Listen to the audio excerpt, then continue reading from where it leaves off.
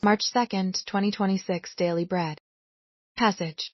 Exodus chapter 12 verse 43 to chapter 13 verse 16. Key verse chapter 13 verse 14. Title: The Lord brought us out of Egypt.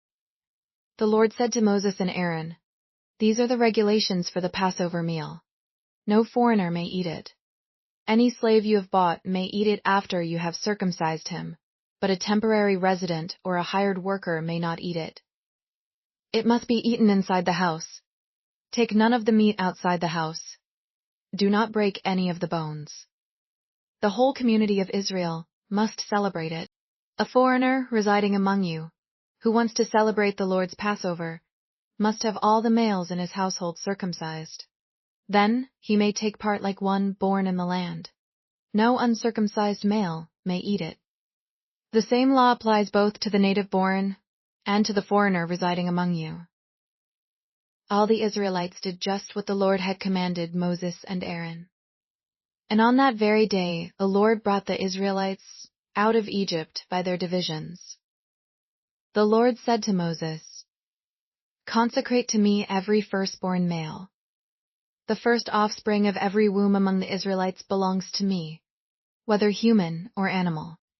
Then Moses said to the people, "Commemorate this day, the day you came out of Egypt, out of the land of slavery, because the Lord brought you out of it with a mighty hand. Eat nothing containing yeast. Today in the month of Aviv, you are leaving. When the Lord brings you into the land of the Canaanites, Hittites, Amorites, Hivites, and Jebusites, the land he swore to your ancestors to give you, a land flowing with milk and honey, you are to observe this ceremony in this month. For 7 days eat bread made without yeast, and on the 7th day hold a festival to the Lord. Eat unleavened bread during those 7 days. Nothing with yeast in it is to be seen among you. Nor shall any yeast be seen anywhere within your borders. On that day tell your son, 'I do this because of what the Lord did for me when I came out of Egypt.' This observance will be for you like a sign on your hand and a reminder on your forehead that this law of the Lord is to be on your lips. For the Lord brought you out of Egypt with his mighty hand. You must keep this ordinance at the appointed time, year after year. After the Lord brings you into the land of the Canaanites and gives it to you, as he promised on oath to you and your ancestors, you are to give over to the Lord the first offspring of every womb.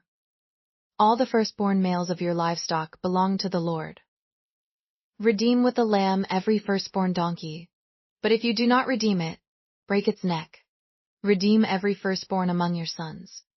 In days to come, when your son asks you, 'What does this mean?' say to him, 'With a mighty hand the Lord brought us out of Egypt, out of the land of slavery. When Pharaoh stubbornly refused to let us go, the Lord killed the firstborn of both people and animals in Egypt. This is why I sacrifice to the Lord the first male offspring of every womb, and redeem each of my firstborn sons. And it will be like a sign on your hand, and a symbol on your forehead, that the Lord brought us out of Egypt with his mighty hand." Daily Bread Message. The events of the Exodus were not to be history alone, but commemorated yearly by God's people as a festival. Who may eat the Passover? God's people by covenant keeping, not blood relation. Both native-born and foreigners were able to celebrate the Passover only if they had willfully joined God's covenant, symbolized through circumcision. It was an intentional act of obedience, much like baptism is for us. We celebrate our new covenant with Jesus by sharing communion, especially every Easter.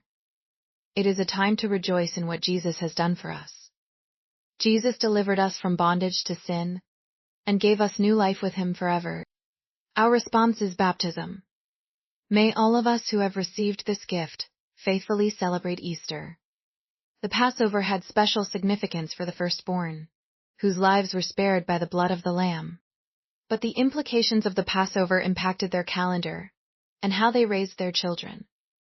To have it as a sign on the hand and symbol on the forehead suggests this was intentionally allowed to impact the actions and thoughts of everyday living. This would draw children to ask and understand, perpetuating God's grace down each generation. Does my celebration of Easter and daily meditation on the gospel impact my life in such a way? Prayer. Father, may I live, think, and speak in a way that reveals the power of the gospel in me. One word: live as redeemed people.